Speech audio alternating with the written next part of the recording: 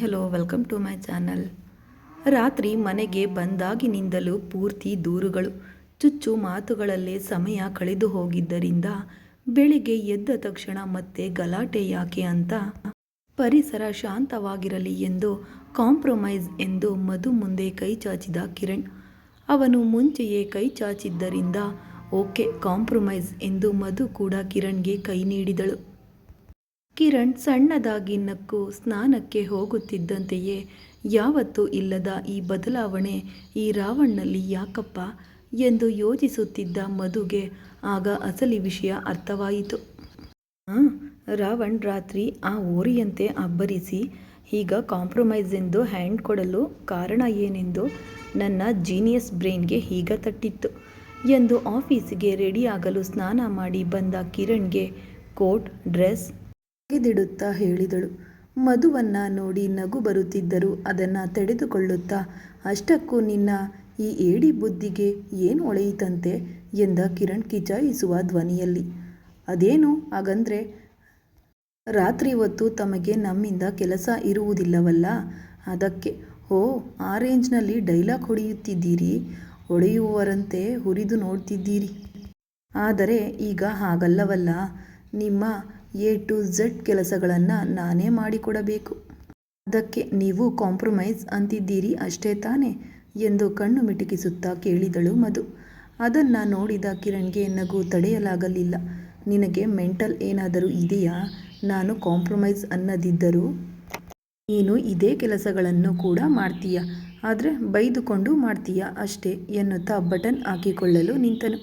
ಅವನ ಕೊರಳಿಗೆ ಟೈ ಕಟ್ಟುತ್ತಾ ಇಷ್ಟೊಂದು ತಿಳುವಳಿಕೆ ಇದ್ದರೆ ನಿನ್ನನ್ನು ಭರಿಸುವುದು ಕಷ್ಟ ರಾವಣ್ ಎಂದಳು ಮಧು ಟೈ ಬಿಗಿದುಕೊಳ್ಳುತ್ತಾ.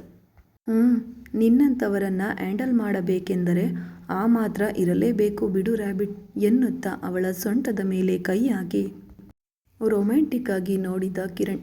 ಮತ್ತೆ ಇಷ್ಟೊಂದು ಅತಿಶಯೋಕ್ತಿ ಬೇಡ, ಬೇಗ ಮನೆಗೆ ಬಾ ರಾವಣ್, ಬೋರ್ ಹೊಡೆಯುತ್ತಿದೆ ಎಂದು ಮಧು ಕೋಟ್ ನೀಡುತ್ತಾ ಹೇಳಿದಳು. ಇಲ್ಲ ಕಣೆ, ಕೆಲಸ ಮಾಮೂಲಿಯಾಗಿಲ್ಲ. ಇನ್ನೊಂದು ಟ್ವಿಸ್ಟ್ ಏನೆಂದರೆ ನಾನು ಮತ್ತೆ ಊರಿಗೆ ಹೋಗಬೇಕಾಗಿ ಬರುವಂತಿದೆ. ರಾತ್ರಿ ತಾತಯ್ಯ ಕಾಲ್ ಮಾಡಿದ್ದರು. ಲ್ಯಾಂಡ್ ಓಕೆ ಆಗಿದೆ, ರಿಜಿಸ್ಟ್ರೇಷನ್ ಕೂಡ ಮುಗಿದಿದೆಯಂತೆ. ಸೊ ನಾವು ಊರಿನವರಿಗೆ ಈ ವಿಷಯ ತಿಳಿಸಿ ನಮ್ಮ ಜಮೀನಿನಲ್ಲಿ ಮೈನಿಂಗ್ ಶುರು ಮಾಡಬಹುದು. ಅದನ್ನೆಲ್ಲ ನಾನು ಇಲ್ಲಿಂದ ಹ್ಯಾಂಡಲ್ ಮಾಡಲು ಸಾಧ್ಯವಿಲ್ಲ. ಮಧ್ಯ ಮಧ್ಯದಲ್ಲಿ ಹೋಗಿ ಬರಲೇಬೇಕು.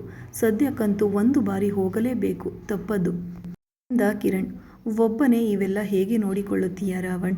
ಯಾರನ್ನಾದರೂ ನಂಬಿಕಸ್ಥರನ್ನ ಇಟ್ಟುಕೊಳ್ಳಬಾರದೆ ಎಂದು ಮಧು ಆತಂಕದಿಂದ ಕೇಳಿದಳು.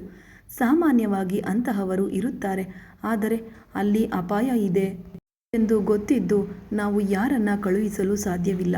ಅವರು ಕೂಡ ಸ್ವಲ್ಪ ಭಯಪಡ್ತಿದ್ದಾರೆ ಎಂದ ಕಿರಣ್. ಏನೋ ದುಡ್ಡಿದ್ದರೆ ಎಲ್ಲವೂ ಇರುತ್ತದೆ ಎಂದುಕೊಳ್ಳುವವರಿಗೆ ನಿನ್ನನ್ನು ತೋರಿಸಬೇಕು ಎಂದು ಮಧು ಬೇಸರದಿಂದ ಅಂದಳು. ಹೌದು, ನನಗೂ ಆಗಾಗ ಹಾಗೆಯೇ ಅನ್ನಿಸುತ್ತದೆ. ಅದರಲ್ಲೂ ಈ ರ್ಯಾಬಿಟ್ ಪಕ್ಕದಲ್ಲಿದ್ದರೂ ಬರೀ ಕಣ್ಣಿನಿಂದ ನೋಡೋದು ಬಿಟ್ಟರೆ ಏನೂ ಮಾಡಲು ಸಾಧ್ಯವಿಲ್ಲ ಎಂದು ತಿಳಿದಾಗ ಇನ್ನೂ ಫ್ರಸ್ಟ್ರೇಷನ್ ಬರುತ್ತದೆ. ಆ ಫ್ರಸ್ಟ್ರೇಷನ್ ನಿನ್ನಿಂದಲೇ ರಾತ್ರಿ ಗಲಾಟೆ ಆಗೋದು ಎನ್ನುತ್ತಾ ಕಿರಣ್ ನಗು ನಗುತ್ತಾ ಮಧುವನ್ನು ತಬ್ಬಿಕೊಂಡು ಪ್ರೀತಿಯಿಂದ ನೋಡಿದನು. ಕಿರಣ್ನ ಫ್ಲಂಟಿಂಗ್ ನೋಡಿ ಬರುತ್ತಿದ್ದ ನಾಚಿಕೆ ಮತ್ತು ನಗುವನ್ನು ತಡೆದುಕೊಳ್ಳುತ್ತಾ ಐ ನೋ ರಾವಣ್ ಎಂದು ಮಧು ಅವನ ಕೊರಳ ಮೇಲೆ ಕೈ ಹಾಕಿ ಕಿವಿಯಲ್ಲಿ ಮೆಲ್ಲಗೆ ಹೇಳಿದಳು.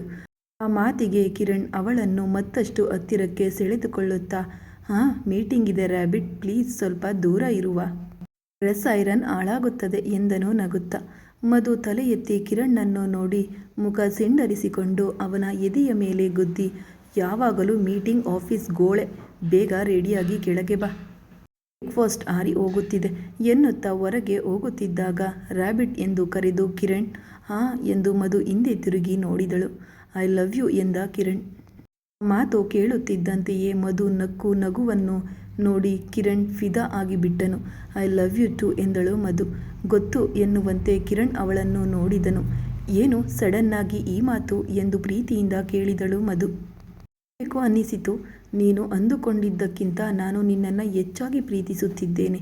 ಅದೇ ಸಮಯದಲ್ಲಿ ನಿನ್ನನ್ನು ತುಂಬ ಮಿಸ್ ಮಾಡಿಕೊಳ್ಳುತ್ತಿದ್ದೇನೆ ಎಂದು ತನ್ನ ಮನಸ್ಸಿನಲ್ಲಿದ್ದ ಪ್ರೀತಿಯನ್ನು ಹೊರಹಾಕಿದನು ಕಿರಣ್. ಮಾತುಗಳನ್ನು ಕೇಳಿದ ಮಧುವಿನ ಕಣ್ಣುಗಳು ತುಂಬಿ ಬಂದವು.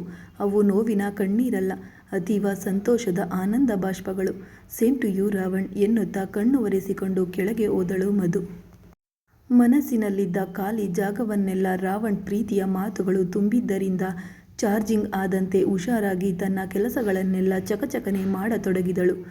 ರಿಹಾನ್ ಮನೆಯಲ್ಲಿ ಇನ್ನೊಂದು ಸಲ ಆ ಹುಡುಗಿಗಾಗಿ ಕಾಲೇಜ್ ಕಡೆಗೆ ಹೋದೆ ಎಂದು ಗೊತ್ತಾದರೆ ಕಾಲು ಮುರಿಯುತ್ತೇನೆ ಎಂದು ಕರುಣಾ ತನ್ನ ಮಗನಿಗೆ ಟಿಫನ್ ತಿನ್ನಿಸುತ್ತಾ ಹೇಳಿದಳು.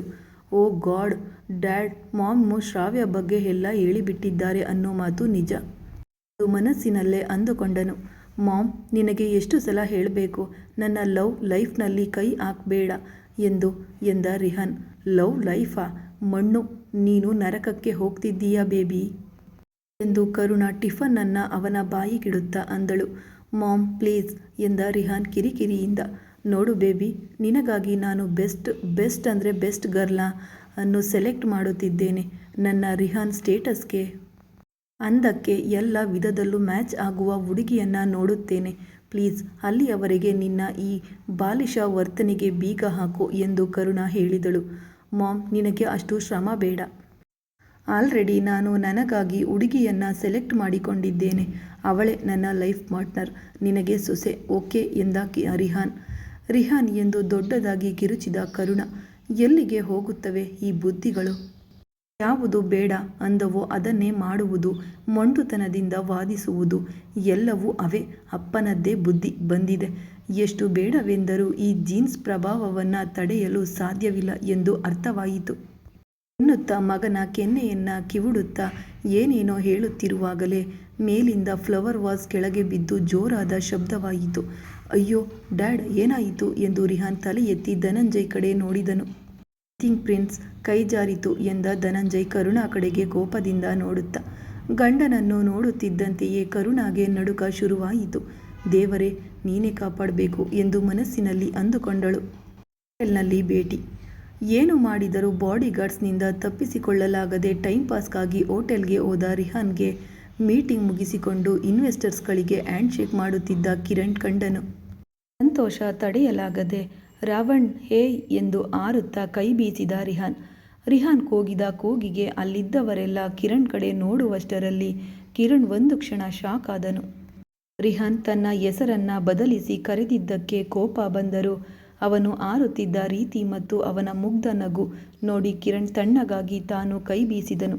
ನಾನು ಬರಬಹುದಾ ಎನ್ನುವಂತೆ ಸನ್ನೆ ಮಾಡಿದ ರಿಹಾನ್. ರೈಟ್, ನಾನೇ ಬರುತ್ತಿದ್ದೇನೆ ಎಂದು ಸನ್ನೆ ಮಾಡಿದ ಕಿರಣ್.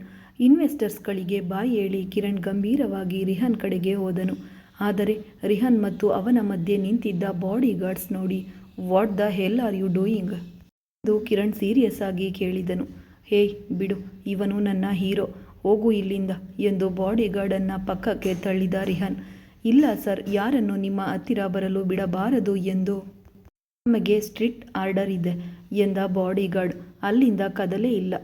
ಹೋಗು ಇಲ್ಲಿಂದ ಎಂದ ಕಿರಣ್. ಅವನು ಕೇಳಿಸಿಕೊಳ್ಳದೆ ಕೈಕಟ್ಟಿ ನಿಂತಿದ್ದರಿಂದ ಐ ಸೆಡ್ ಲೀವ್ ನೌ ಎಂದು ಕಿರಣ್ ಗರ್ಜಿಸಿದ ಗರ್ಜನೆಗೆ ಹೋಟೆಲ್ ಇಡೀ ನಡುಗಿ ಹೋಯಿತು.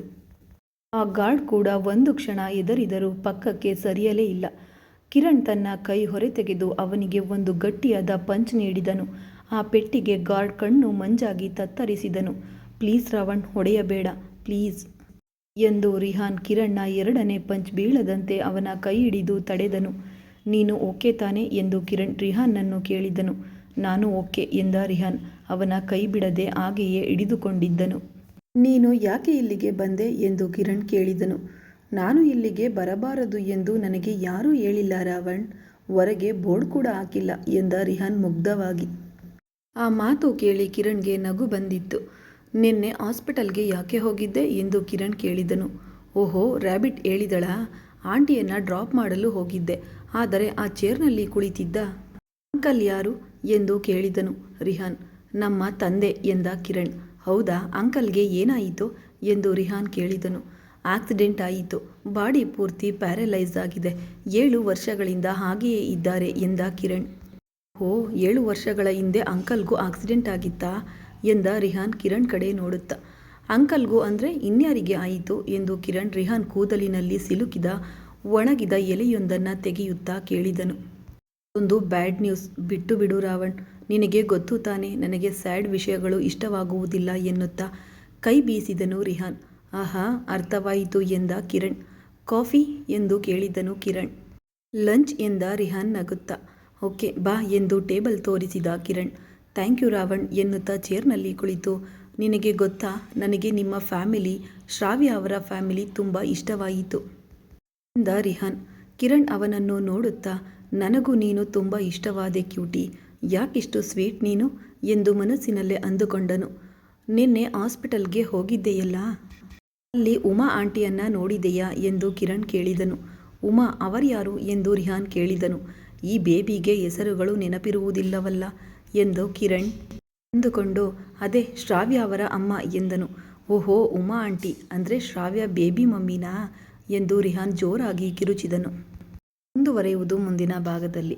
ಲೈಕ್ ಮಾಡಿ, ಕಮೆಂಟ್ ಮಾಡಿ, ಹಾಗೆ ಶೇರ್ ಕೂಡ ಮಾಡಿ. Thanks for watching friends.